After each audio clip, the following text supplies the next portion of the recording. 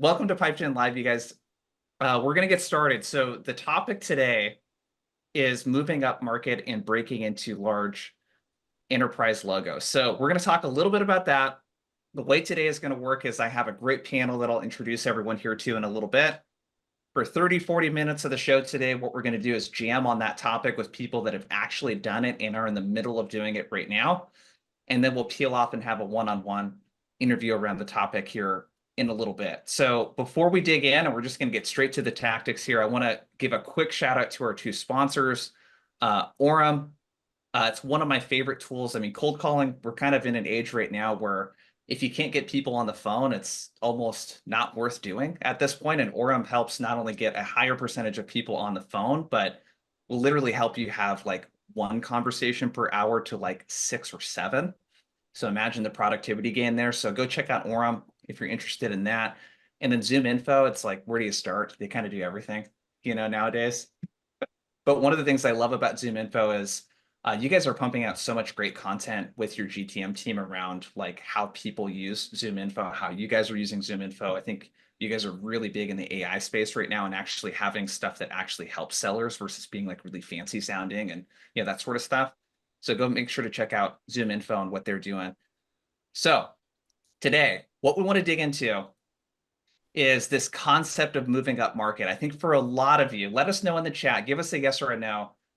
Are you selling enterprise deals against what feels like a David and Goliath type of situation? Are you selling against a really large competitor or someone that is like well established in the space? Let us know in the chat, yes or no. Does that situation apply to you?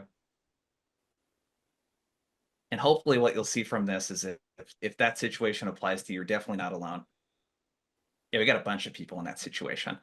So what we're going to dig into today is kind of 4 buckets. We're going to talk about, what's the difference in approach from a sales standpoint of moving from mid-market into enterprise and doing true enterprise sales and an enterprise sales motion. We're going to talk about common mistakes when selecting accounts. We're going to talk about how to scale up your messaging, which I think a really big mistake oftentimes I'll see, because I focus a lot on that outbound piece, is talking features and functions to C-suite executives. Like they just don't care about what the tool does. And then we'll talk about how to sell the suite of products and how to really get into a good land and expand type of motion. So as I'm introducing our speakers today real quick, let us know in the chat if you got questions. Feel free to drop it in the chat or the Q&A. We want to make today as interactive as possible. We got Rona Cohen. She's a senior strat account manager of enterprise sales at ZoomInfo, has like 13 plus years of sales experience, done a lot of enterprise sales. Tory Speer is on the call, a regional sales director of enterprise at ZoomInfo, 3-time President's Club winner, bunch of sales experience that Tory has. Colin Specter, who's been a previous guest on the show many times. He's built enterprise sales motions from scratch. They're doing it at Orem right now. He's done it in a bunch of previous companies as well. We got Armand, decade plus of sales experience, previous VP of sales at Pave, just came out with his book, had to grab it off the floor. Cold Calling Sucks. Make sure to go grab it. Armand, feel free to drop a link in there in the chat. This is the best book on cold calling, by the way. So we'll give you, I wasn't planning on doing that today, Armand, but I wasn't expecting it. Let people know where they can get it. And if you're coming across our stuff at Outbound Squad for the first time, we provide sales training to some of the largest software companies in the world, primarily around outbound and then AEs, kind of sales skill training. So without further ado, let's get into it, you guys. I feel like that was a mouthful just to like introduce the topic today. I'm excited to get to this. So I want to talk about approach. One of the things that, Rona, just to kind of kick the first question off your way, is let's talk about the difference in approach of, hey, I've been doing the mid-market thing. We're about to move into enterprise, or we're doing enterprise. We can't treat that sales motion in the same way. And one of the things that you had mentioned when we were prepping for this is that there's a difference between sending cold outreach into an enterprise logo versus running like an enterprise sales motion. So can you talk about the difference in approach? And feel free to elaborate. I know you guys are going through this at ZoomInfo here in the last couple of years, but what's the difference in approach? Absolutely. So I think this is something that every seller kind of struggles with, right? As they're progressing in their career, they're used to a high volume game. The more dials I make, the more people I get in front of. And all of a sudden you're transitioning into this space where I mean, these are, $54 billion companies that are comprised of thousands of people, so many different stakeholders.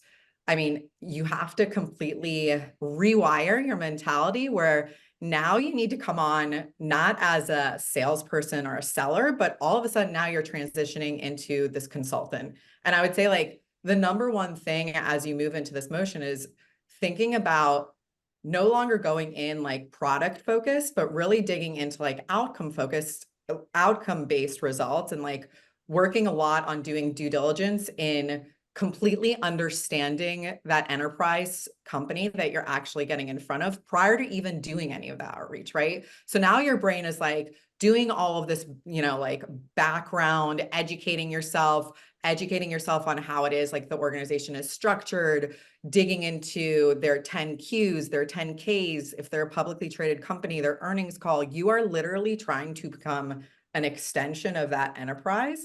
And only then is it when you can start working through the strategy so that when you are having the outreach conversations and when you're getting in front of senior level execs, right? All of a sudden you're speaking to their day-to-day motions, speaking to their struggles, their obstacles, their challenges, and it resonates. It's no longer, hey, I have this product for you. I'm going to, I'm reaching out and having my SDR set a call so I can walk through this demo. So it's a struggle transitioning into that headspace, but like that is how you start penetrating in a way that it actually is going to like stick, especially when there's so many other solutions out there. It's such a competitive landscape.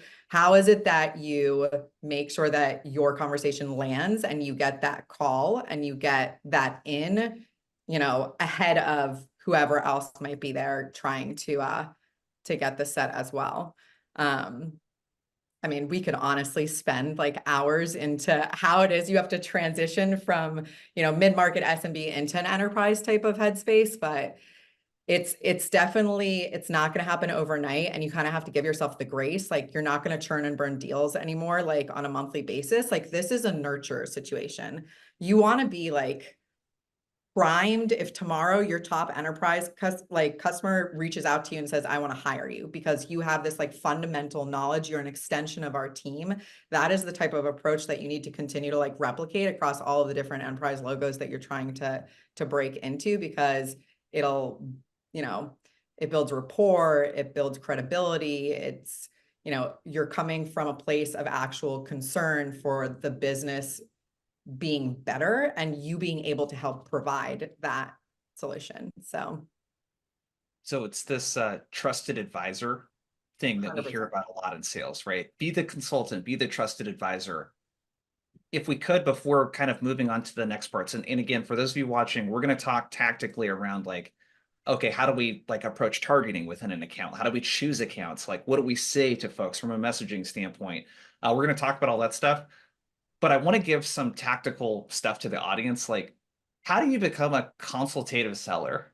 How do you become a trusted advisor? I think it's like really easy to talk about that. And then it's like kind of hard to figure out like what exactly does that mean and how do I become that? Just for the rest of the team here, what would you add in terms of if I'm a rep and I'm looking to really be a resource for my prospects, like what's something tactical that I could do to advance to that? Go ahead, Armand. So when I think about sales, there are three big buckets. There's prospecting, discovery, and process. And you have an opportunity to run things differently in enterprise in any one of those three buckets. When I think about being an advisor, that oftentimes happens in the discovery bucket. And one of the things that's critical about enterprise sales is the power of getting to power is tenfold, 20-fold, 30-fold more important. You can spend 6 months having no idea where you stand inside of a deal because you're working with the wrong person. And so when you get the opportunity to work with an executive, you usually get one shot to demonstrate your ability to come off as an advisor. And so one of the things that I learned from Ian Cognac, who is the #1 all-time producer at Salesforce, is what's called yo-yo selling. So if you get the chance to meet with an executive, you usually want to get a sense of the top business priorities that they're focused on, right? A, B, and C. And you want to shed light on how other similar peer businesses might have been solving those business priorities. But the problem is if you get down to the feature functionality level, they actually don't even know what's going on below the fold of their business because they're trying to stay above a 100,000 employee organization. And so one of the ways that you can be an advisor is you can demonstrate industry expertise at the top by understanding their business priorities, by telling patterns of how you've seen other similar large companies solve those business priorities, but then going on a mission with their team. And so the yo-yo selling is you start at the top, you get the business priorities, and then you ask for introductions to the department leads to figure out what's actually going on in their business. Why tactically can't they achieve these business priorities? So for example, if someone's really, really struggling to get across that they want their brand to be perceived as enterprise ready, you're going to go and meet with the different department leads in CS to figure out what's happening, in sales, what's happening. You're going to meet with the marketing team to figure out what's happening. And then you're going to go back to that CEO and you're going to deliver insight on their own business while also pattern matching that to other businesses. And that is how you can come off as a peer. You can educate them on both their own business, but also on what other peers like them are doing as well. So I want to quickly comment on that. I went through this, like, as our business has grown, like 3 or 4 years ago, I started to sell to VPs of sales that would have hundreds of reps on their team versus like a dozen. And the first conversation I had, this VP didn't want to know anything about the content that was going to be covered in the training. Like, and that's normally what I would talk about. Hey, how do you approach cold email, Jason? Like, what should my, you know what I'm saying? And what you mentioned, I think, is so critical of when you show up to a call with an executive, the best way to start that call is to share an understanding of what you believe their priorities are. So hopefully you've either dug that out in your research or talked to someone on their team. Anytime I have a meeting coming up with an exec I haven't met before, I always reach out to have a one-on-one with my champion, someone at the org, even if I'm just like reaching out to reps, honestly, just to get a better sense of what's going on.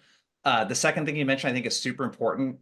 Like the insight in the customer story is so big. Like I interviewed Henry Schuck, your guys' CEO, Rona and Tory, on a podcast, and he said the number one thing that he wants to get away if he's on a sales call, like being sold to, he's like, teach me something I can like take back to my team. Like share an insight. Well, like who is doing what peer of mine is doing something in a world-class way that I can deliver an insight to my team. And it's like such a simple thing, but that to me, I feel like takes all the pressure off of meeting with that exec. If you show up really prepared with a story to share and an insight from one of their peers and give them something tangible on that call. What else would you, oh, go ahead, Armand. I was just going to add one more thing on that, which is that's, again, you're understanding their priorities, you're giving the peer stories, you're teaching them something, but you're not deal fatiguing them. You're not bringing them into the content of here's how I structure an outbound sequence. And I've seen a lot of reps transitioning from mid-market to enterprise where they'll go through a 30-minute discovery call. They're doing okay in the discovery call, and they try to set a 60-minute demo with a CMO. And it's like, they do not need to see the 60-minute demo. Their team needs to sign off on the 60-minute demo, and you need to deliver the results and the executive summary back to the top. Yeah. I was just going to say that we all think that enterprise strategic space, like all these companies have it figured out, but they don't. So like, that's why they equally need that knowledge sharing, because they're constantly trying to figure out how to make their own go-to-market strategy and their motion, like, and execute to all of the different things that either if they're publicly traded, their board is holding them to from revenue growth perspective. So I think kind of not idolize, but we look at them as like, oh, these are the logos that are so, you know, primed. They have to have it all figured out. It's all squared away for them. They know exactly how it is that they're going about running their business. And 9 out of 10 times, it's like a constant, they're redoing strategy this quarter and the next quarter and the new fiscal, and they're kicking off like a whole new vision. And being able to share what those other enterprises are doing, even better if you know exactly the ones that they're directly competing with. So like some of their top competitors in the space, and like dropping those names, you know, like in a friendly way, right? Not in a, you need to be up against them. I think anything that they can then replicate, or you can be able to show like has successfully worked for other competitors or companies or whatever, it's always, you hear them, like you almost see their light kind of go on in their face being like, keep digging into that, or that's maybe where your conversation spirals. And then you let them kind of go off into their whole, they'll share all of their different use case. I mean, it'll open up a door to a much larger conversation of where the actual struggles are for them. So, Yeah, one thing. oh, go ahead, Tory. Sorry. Go I ahead. just wanted to add, because I like Armand, your buckets, and you covered a lot in discovery. And I think one thing I just want to add from the process standpoint, when you talked about, Jason, enterprise logo versus enterprise deal, one exercise that we did internally at ZoomInfo, we're only about a 3,500 person company, is, hey, we want to buy something for the sales team. Like, who would you even bring in? And it was amazing how many reps had no idea who on like the RevOps team, the sales ops team, like no one even internally knew how somebody externally would sell internally to ZoomInfo, a sales tool. And I think it's a good reminder for us that your customers, to your point, Rona, they're figuring out their go-to-market. A lot of them don't even know their own procurement processes. And so it's important for us to be the conduit between all of these different teams and almost learn, hey, how is their process? Who else does need to be involved, and do that multi-threading, not only from a discovery standpoint, but even just from a process standpoint of who is involved in all of this, and like get close with their procurement teams. These are things in enterprise that you just have to get really good at, that you may be able to get away from in SMB and mid-market when just a VP of sales or whatever can sign off. It's not that way in enterprise. And so that's how you do an enterprise deal versus just capturing a small, footprint within an enterprise logo. So I just wanted to add that from a process standpoint of something we did internally that was a really big takeaway and eye-opening for me as a manager when I thought about how we would buy a product, and I had no idea how we would even do that internally at ZoomInfo. Yeah, I mean, Tory, to that point, right? As you evolve up market, you start to expand your internal sales language, right? If you think about every sales team has a language framework. Really popular one out there is MEDDIC, for example. In the enterprise, you may add additional letters. For example, MEDDPIC, the P standing for paper process, because that procurement and paper process is its own deep rabbit hole, for lack of a better term, in many of these large enterprises. You want to ensure you're uncovering that. We added a letter for F for financing and funding and understanding where exactly the financing is coming from. As an example, upmarket, it's important to know how things are budgeted. And to the point that Rona was making, I mean, you're really a facilitator in the enterprise, right? You're oftentimes you're in the room facilitating all of the stakeholders having their own internal conversations to get more alignment. Like all of these large corporations, they've all scaled to this level because of typically alignment around OKRs or key corporate initiatives. And so they're all personally motivated to solve these big business initiatives. And I think the challenge to you as like an enterprise rep is being that facilitator, helping each of them figure out what each of their personal wins are as it relates to that key corporate initiative. Because that's the fastest way those folks get promoted in these large enterprises. And so they have a lot of personal motivation to want to solve those initiatives that are set at the board level or the executive level. So your goal is really to find out, who's got the most skin in the game and is sizzling to solve those initiatives and believes your solution's uniquely qualified to do so, and get others, bought in on that and rallying around that. So we run workshops in enterprise versus mid-market. You're doing much more like consensus call and kind of pilot scoping calls. It's just a bit of a different approach there.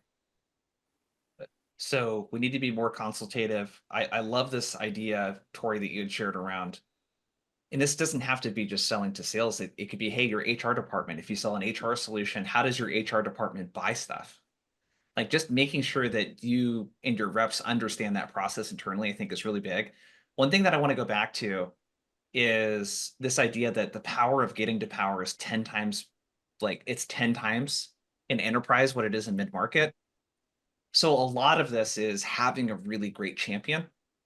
So the next kind of area that I want to dig into with you guys is this idea of like right account, right contact, right champion, etc. How do you guys think of, and I'll kick this question your way, Armand, about champions in terms of,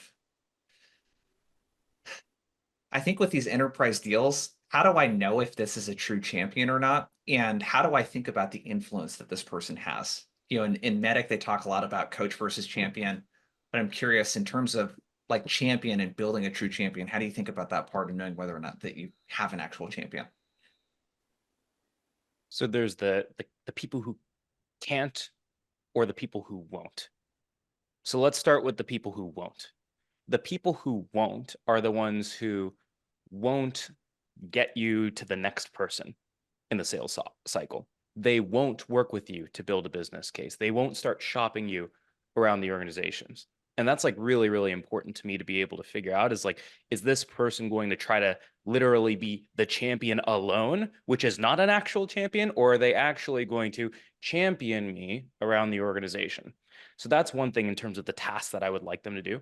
And usually there's a certain level of seniority. For 30 MPC, it actually ends up looking something like this, where our common champions are the head of demand gen, the head of content, or sometimes a head of product marketing.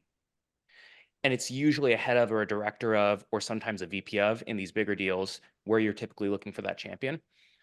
But then the other piece is sometimes these folks actually can't do those things. So even if someone like could try to make an introduction from the head of demand gen to the head of content, if I'm asking the head of demand gen or the head of content a bunch of questions that it's really clear they don't know the answer to, I might start to get the sense that they're actually not politically sophisticated enough to be my champion, because everyone knows that one person on your team where when they bring up an idea, even if it was a good idea, you're like, I'm not listening to that guy, right? And so when that happens, you actually need to keep prospecting the rest of the account as well, because you need to have individual relationships with each of these people and not rely on that person to be the person who's sharing your reputation with the other rest of the organization, because they don't have a good reputation on their own. So I think of it again in the buckets of like, they won't do it, meaning they won't take the steps with me, but also they can't do it. Do they have enough political clout in the organization to actually get it done? So, Tory, I want to kick this question your way around like what comes to mind for me with this is like influencer mapping. Mm. So, what does that look like on the enterprise level with let's talk maybe even before you've even gotten a meeting within the account. How do you guys think about like the account mapping and thinking about who those influencers and mobilizers and champions like might be within that account? And then the second part of that would be like, how often do you review that with your reps, like throughout a sales cycle? What does that look like? Yeah, that's a great point. And I think to the influencer, there's sort of two ways that I would think about it. One is your ideal customer profile of like who is our normal buyer, who is our normal champion, kind of like you said, Armand, right? What are those titles usually like, and do those exist in this account? That's probably the easiest sort of thing to start mapping and saying, okay, do we have, access to these people? Have they already been in conversation? But I think actually, and this ties back to a little bit of your power comment, Armand, a play that we run a lot at ZoomInfo is we have 35,000 customers. So I guarantee somebody in that organization has probably used ZoomInfo before. So a big part of our mapping is, did they come from a previous customer? Does that customer spend a lot of money? Were they an influencer in that conversation already? Do they have connections to, our VPs, our C levels, whoever it is? And so that is a huge, especially in enterprise, those referrals, the networking, getting to power quickly, especially knowing we have a good brand that has a lot of customers. The influencer mapping really starts there for me and my team is, great, did we look through ZoomInfo? Did we look through LinkedIn? Have we looked at mapping? Let's get all of these people down and see where the best place to start is if we already have a champion from a previous company that's moved over here with some contact tracking and those sort of things. So that for me is kind of a hack and a great way that we've gotten into a lot of customers at a starting point, leveraging those relationships that already exist from previous customers. Yeah, it's like that's the hardest part I feel like in some of these enterprise deals is just breaking through and making contact with someone, because if it's a really big logo like a Fortune 500, everyone wants to get meetings with these folks. So I think a pro tip there is a pretty basic thing that I find a lot of people don't do is, have you reversed engineered how do your best deals come together? Mm-hmm. Like, do you know, like, what does Armand calls it the golden path, right? Like, what is that golden path in a deal? And generally what folks should be involved in, like that informs your efforts throughout the deal when you're multi-threading. Colin, because again, you guys are going through this right now at Orem and making this transition. How do you think about like when the actual deals are working and you're working with like the frontline leader and they're working with the rep, what part of those deal reviews and coaching comes up that's around like multi-threading and how to think about the champions and like who's involved and what kind of contact you're having with them and all that kind of stuff? Yeah, no, great question. You got to map out the account as best you can. And I guess trying to answer one of the questions in the chat with this question, Jax asked, like, what do you do when you're just starting out? I think Rona shared it in the beginning. You research the account, right? Research the account that you want to go after. These enterprises, by and large, have public filings. They're sharing investor relations reports. You can get a good insight into what their strategic initiatives are. And what's interesting, what we found in a lot of these large enterprises, and I'm sure the others can relate, you start to get some interesting job titles that are like specific to the initiative. For example, like someone might be like Chief Digital Transformation Officer, and somebody might be sales, AI sales performance manager. And so there are these kind of frontline people that these jobs have been created to help tackle these strategic initiatives, because again, we're talking about billions of dollars in revenue that these businesses are focused on, that they're creating jobs. And Harvard Business Review did a big study a number of years ago, like what is the fastest way to get elevated at a large company? If you work for a large company in the audience, you probably realize this. It's attaching yourselves to the large corporate initiatives and solving those initiatives. So they're very much motivated to solve them. In fact, many of them carry titles around solving them. And so your job is to figure out what are those initiatives, who are the folks most keenly excited about solving them. And I think LinkedIn is, I keep it really simple. We do a lot of research on LinkedIn. For org chart mapping, we use a free tool. They may charge for it now. We were like an early customer, but it's called 100 Handshakes. And so we have like images literally of the people. In the beginning, we used like a Miro board, but now we have a tool where you can put the profile of each of the people on an org chart view, and then you can start to mark them. Are they green in favor of us? Are they unknown? Are they red? Are they an anti-champion? Are they detractor? And so we want to get a sense of the who's who in the zoo at the account. How are each of the people related to us as a potential solution to the initiative? And just as a rep, like you really want to train on up and down the org chart, like how your solution impacts the executives, upper management, middle management, frontline management, and then of course the reps. And I think that's a big change from mid-market. It was brought up before. You could do a demo on how many calls and the connect rates to like a VP of sales at a mid-market company, but a CRO at a large enterprise, they're going to want to hear about cultural transformation and sales effectiveness and efficiency and velocity and time to monetization. And so those are some of the nuances there and way to think about it and change there. I was just going to say, because I know there was some chatter in like the actual chat about net new, you're breaking into enterprise. Like, what do you do? Take the volume game from when you were in mid-market, move it into enterprise in your beginning 3 to 6 months, where you are taking all calls. You are taking individual contributors at that company. You are taking whatever title. You are trying to have as many conversations at that enterprise logo, not title specific, because you are going to learn. And then it goes back to like the gaining the knowledge, like on the inner workings. You're going to understand through the IC conversations what the reps are struggling with, like what is preventing them from hitting quota. You're going to get names and titles. You're going to get who they report into, and then who does that person report into. It is the multi-threading dream. So like when I started in strat at ZoomInfo, we're like building up the team and we're trying to figure out like the different strategies. And I had this large oil company and it was like all these subsidiaries. And I'm just like, I don't even know where to start. But to be honest with you, I don't even have a good ZoomInfo pitch at this point. Like I sound terrible. So I'm going to do literally like 6 to 10 calls a day, take them with anybody that I can get on the phone with. If you have an SDR, that's great. You can strategize in terms of call campaigns.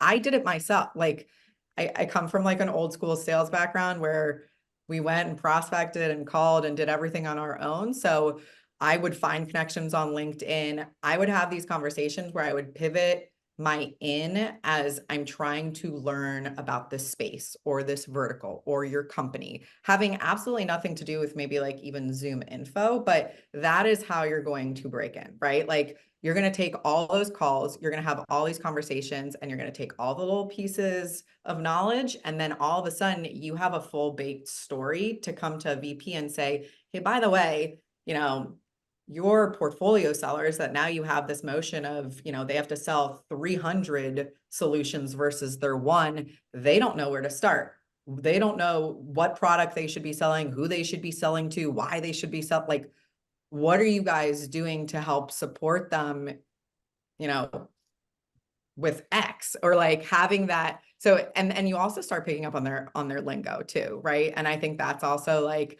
the way that I've found to build fast rapport and fast credibility is like, I know how it is that they're referencing each other internally. I know how it is that they're referencing, you know, what we might call an account manager, they call something else. What we might call a solution specialist, they call something else, like lingo and all of the little nuances. Like that is what, like sales 101, right? Like take that volume, apply it to knowledge building in your first like 3 months, and don't get frustrated. Like that's the number one thing that I just said to another team that I was speaking with. Like, you're going to think that you found the golden path in enterprise, or you're going to think that you had the champion, but you don't, or they're going to leave the company, or they're going to reorg, and then you're going to have to pivot and rework an entire other infrastructure. So like, do not let that deter you. Just know that like everything that you're building towards, if you're doing it in a very like method, God, I like always mess up this word, guys, methodical way, you're gonna be able to execute. Like the path will be provided because you've done all of the legwork to get there. And Love it. I want to add one thing on that, Rona, because like we talked about doing enterprise logos versus enterprise deals. And so when I'm hearing people saying, hey, we're just breaking into enterprise for the first time, we don't have a lot of examples of this, like go treat those enterprise customers almost like a bunch of small startups. Like a lot of these enterprise customers have their own budgets within their own teams. Like you can go sell 1 or 2 or 3 seats or projects or whatever and build those stories and build that, you know, within an account.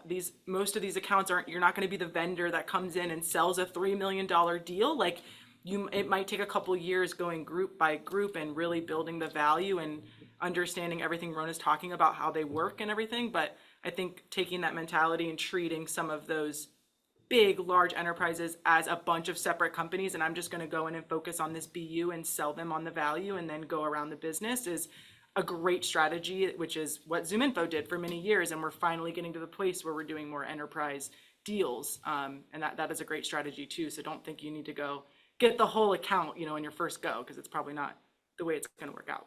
Yeah, unless you work for like Workday or something that's like really structural to the entire building and or company.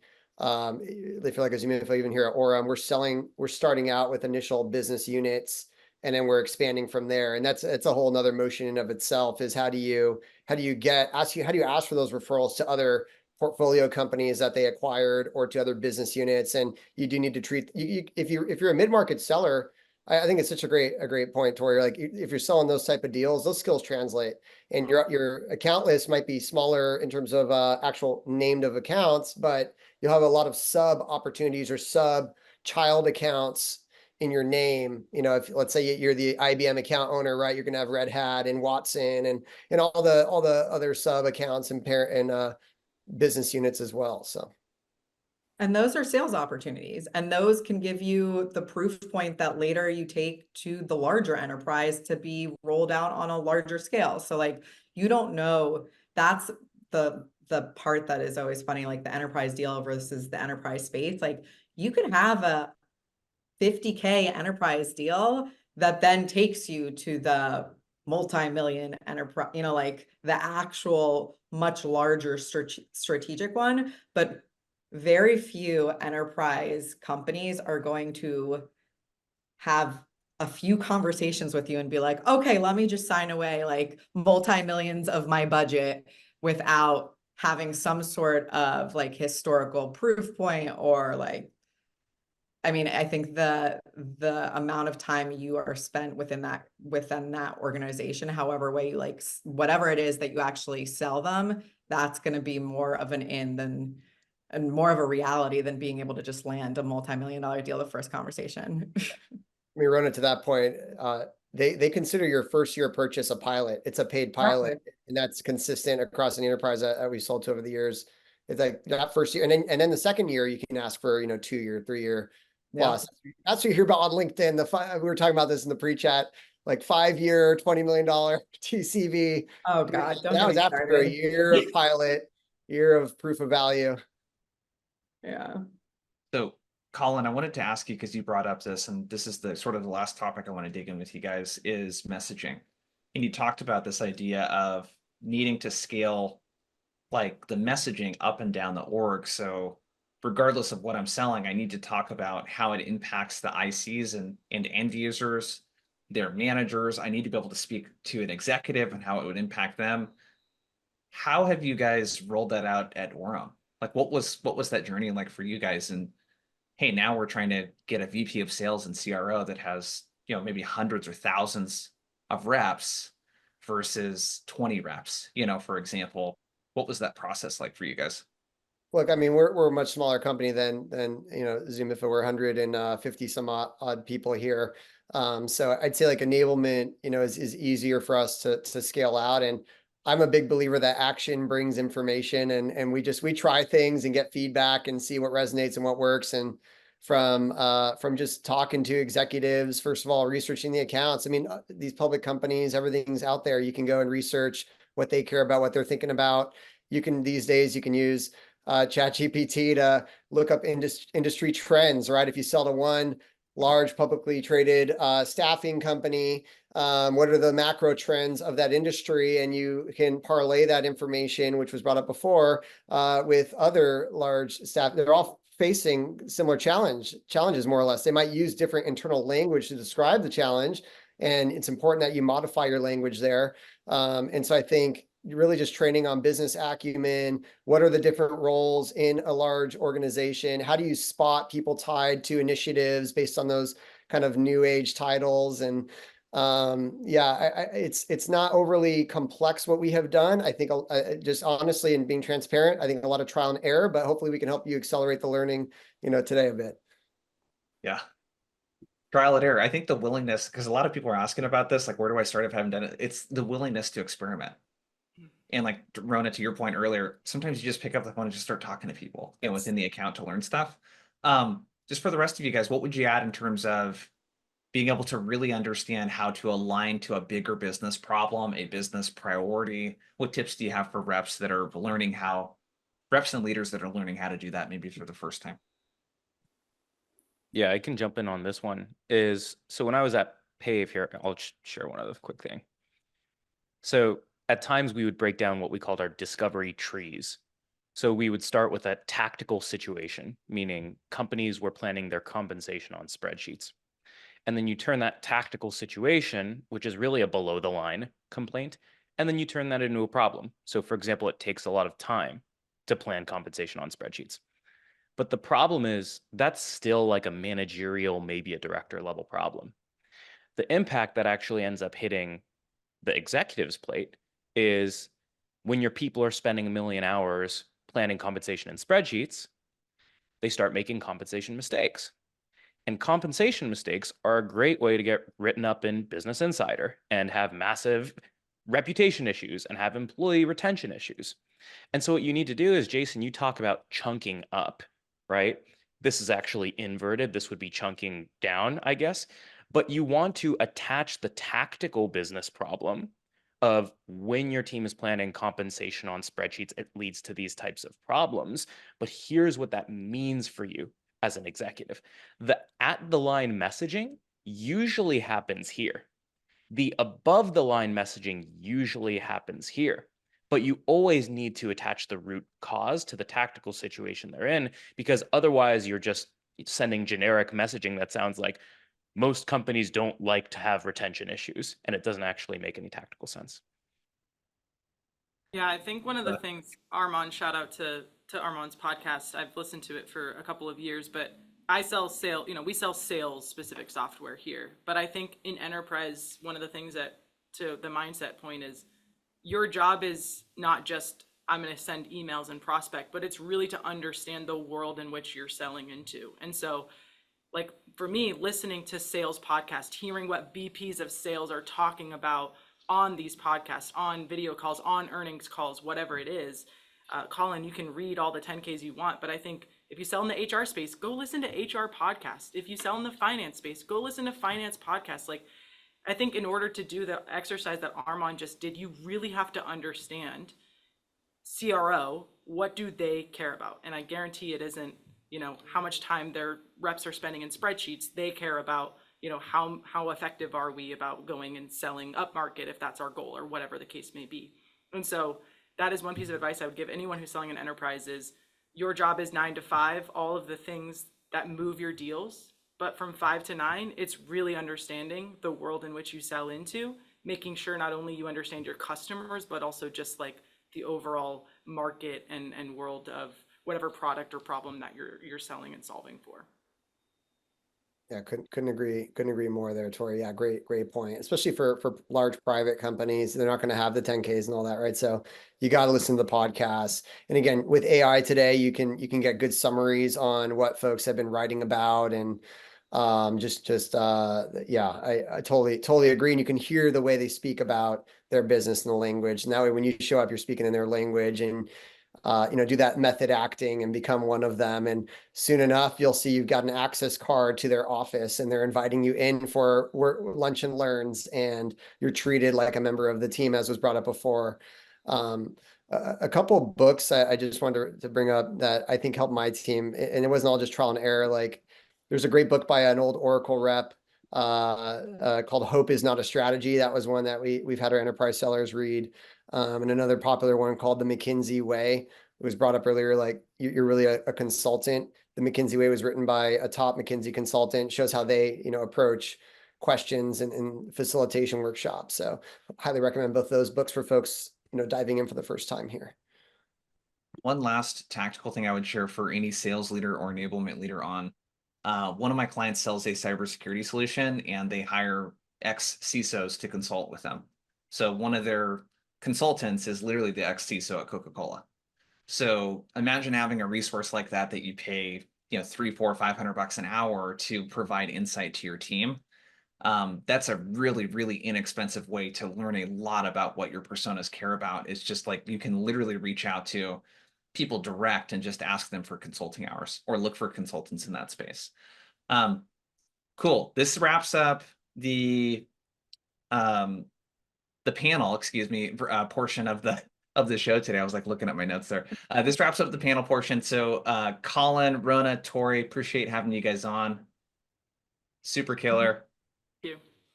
Bye, guys. Thanks, team. Thank Now you. you're stuck with me. Everyone. Oh God, y'all are stuck with me and Jason. What are you gonna do? Everyone's gonna leave now, right? Folks, while we're here, drop your questions in the chat. We can talk about a lot of different things. We have a plan, but anything enterprise sales, let's talk. Yeah, we'd love to answer as many questions as you can. So if you got them, drop them in the chat, drop them in the Q&A. We're going to spend the next 10, 12-ish minutes or so with Armand here. So if there's anything specific for your situation, this is a guy that actually has done it before with Pave, and we're going to kind of dig into this a little bit. I wanted to talk to you about, like, you have these enterprise plays that we talked about in our last conversation. I think there are certain motions that you can execute on and plays that you can execute on that in mid-market, you kind of just like don't really need to. Yeah. And I feel like with enterprise, it can really help accelerate your ability to get a meeting with someone in the C-suite or at the VP level. How did you guys think of that at Pave? And feel free to give background on what you did at Pave too, if it helps. Yeah. So folks, by background, and I don't have a hard stop. So if we need to riff a little bit more, people have more questions, I'm happy to keep going. But I was employee number 9 at Pave, $100,000 of ARR. I left Pave when we were 13 million as their VP of sales, led the team from 0 to 50 people, went from selling $500 deals to $400,000 plus deals by the end of it. And so we were not ready to go enterprise, and we had to figure out how to get ready. And that included breaking into a lot of these customer accounts. And so there are two types of sales cycles you can run.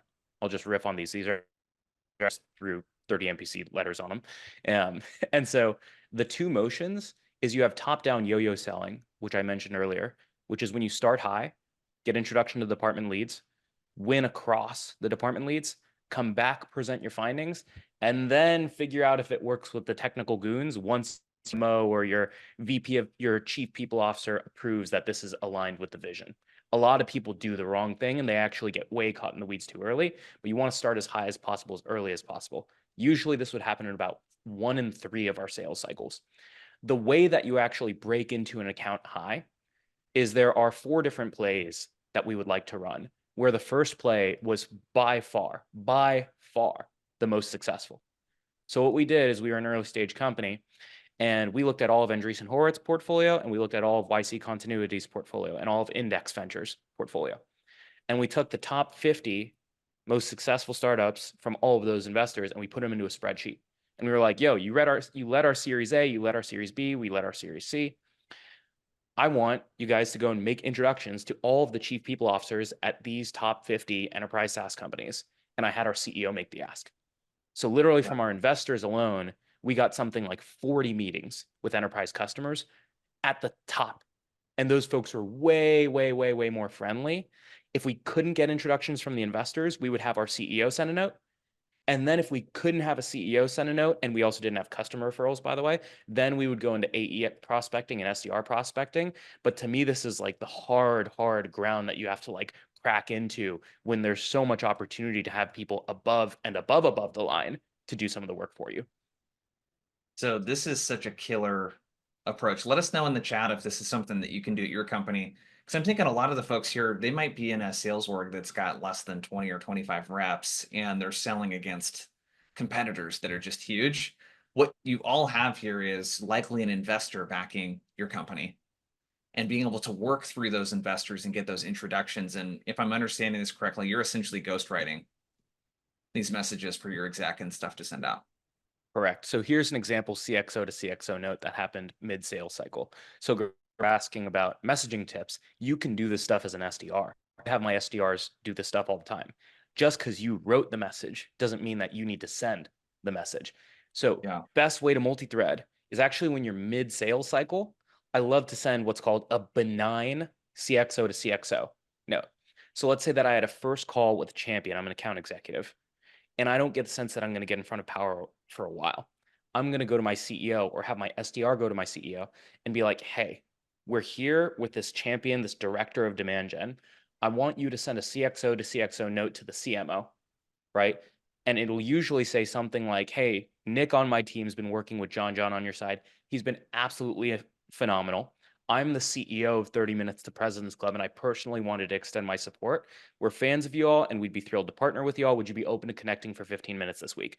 By the way, this is an actual sponsor. This was an email that I sent to Say, who's the CMO over at, or VP of Marketing over at Superhuman, and this is what got us to power and close the deal. And so you can do things like this as well. Love this executive to executive outreach. You're welcome to screenshot this if you'd like.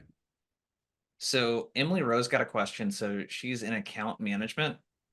She said, our team has recently pivoted to an upmarket motion, but there's no process in place yet. Where do I start? How do I prepare myself for this process shift with no process in place? And I think the important context there is, it sounds like these are existing customers and it's more of an upsell or cross-sell, type of motion.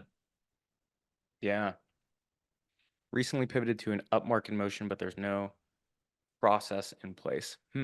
It looked like from the question it might be net new, actually, because I didn't see anything about the existing, because it says pivoted to an upmarket motion. I think they were just, oh, it is cross-sell. Okay. This is fun. So cross-selling can oftentimes mean you're selling different products into the same customer, right?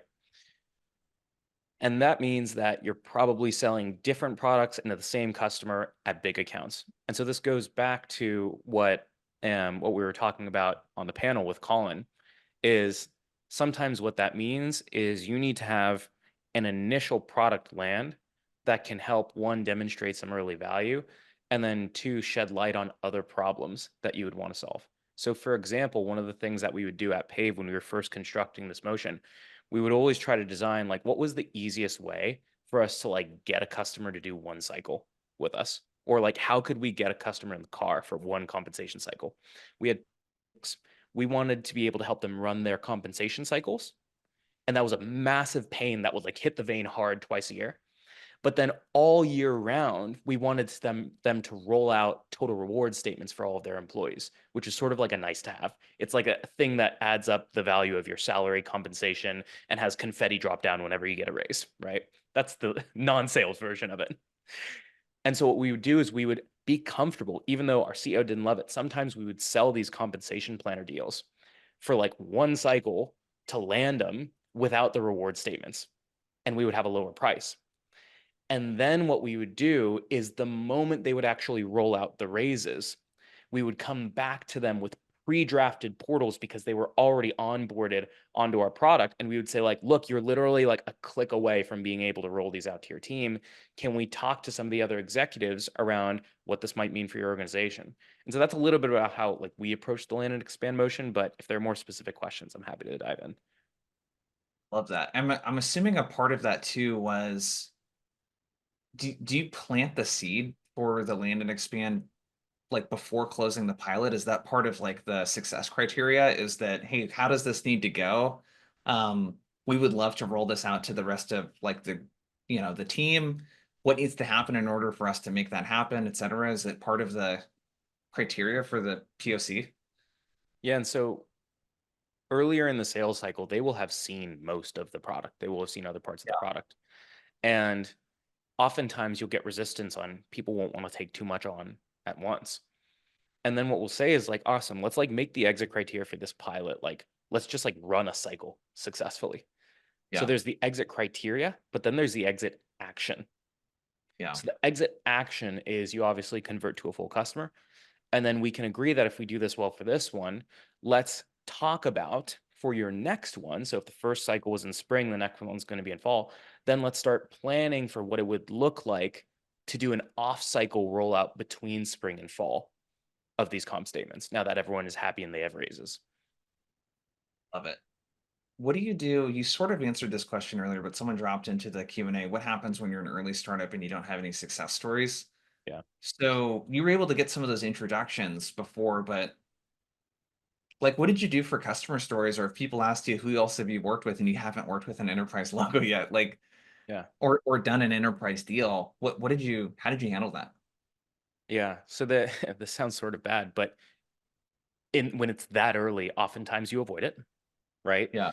And you don't proactively just start saying like, yeah, you're going to be the biggest customer we've ever signed. Like that's probably a horrible idea to success.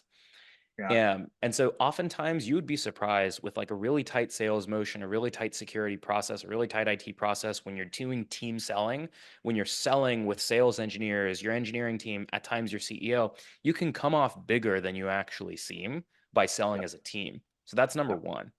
But then number two is, in addition to like having SOC 2 and like having your vendor review buttons like all put away. But then number two, people don't necessarily need a big comparable. They need a similarly stringent comparable.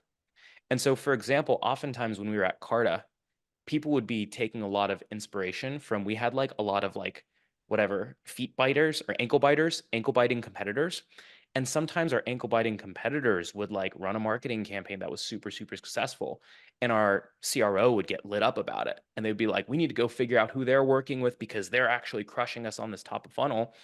And so oftentimes, if we did not have a company of a similar size, we at least had a company in a similar space or in a similar geography or in a similar type of situation who is frankly doing a better job of whatever problem they were trying to solve in their situation. It might be a slightly smaller scale. It might be going from 1,500 to 500 employees, but I can still draw some of the parallels to that. Yeah. Love that. We got time for one more question. Andrew Young works at Pave, it looks like, started in January, working on some upmarket stuff as an SDR. Its biggest issue is getting content and messaging in front of these prospects. Oftentimes it feels like I'm sending things into an abyss, similar to some of the other questions. How are you getting engagement on cold outreach at some of these huge enterprises? Huh, look at that. Welcome. Awesome team you got over there. So what I would do is, so it's definitely going to feel like you're sending messages into an abyss if you are doing the same high volume outreach that's like that traditional mid-market motion. We used to make Matt, our CEO, send what were called emotional looms. If you mention the word emo loom to any of the OGs on that team, like Cole, they'll know exactly what you're talking about. What I would do is I would put together a list of your top 10 enterprise accounts and be like, this is the person I want you to send a loom to. This is the problem that I think they have. This is why I think they're a great customer, fave, et cetera, et cetera, et cetera. And can I get your help? Like putting together one of these videos and like have your CEO send those videos. That's number one. Number two is Pave is fortunate enough, and I can't speak to other folks in the audience, but Pave is not the biggest company in the world. But we are fortunate enough to have a lot of other customers in the enterprise space now. And the first thing that I would do when I was picking up an account is I would like plop into the CPO field and I would go secondary degree connections. And I would just go down the list of like, who are all of the other chief people officers and VPs of people that they know in their network? And are any of those customer names the same as ours? And if they are, go bug your CS team and see if you can get an introduction from a happy customer to another customer. That's another way. I know I'm not giving you a ton of specific messaging answers, but my final answer for your specific prospecting is you've got to do the chunking up stuff. If you're sending the same messaging we were sending on people get tired of clicks and merit cycles and spreadsheets and all that stuff to a CPO, it's not going to land with the chief people officer of NVIDIA. And getting those meetings, like we talked about at the beginning with Rona, like, groundswelling essentially. 100%. How are we getting meetings with folks in the company just to get intel? Because those are folks that, an HR person or, payroll person is going to be a lot easier to get a hold of than their C-suite counterpart. Armand, we're out of time, dude. Go check out Armand's book. Where can people go check that out again? Y'all are the best. So this one is, I know we talked mostly general like referral strategy and all that stuff, but one of the best ways to actually get in front of these folks is to pick up the phone. And so we wrote a step-by-step guide on calling strangers called Cold Calling Sucks and That's Why It Works.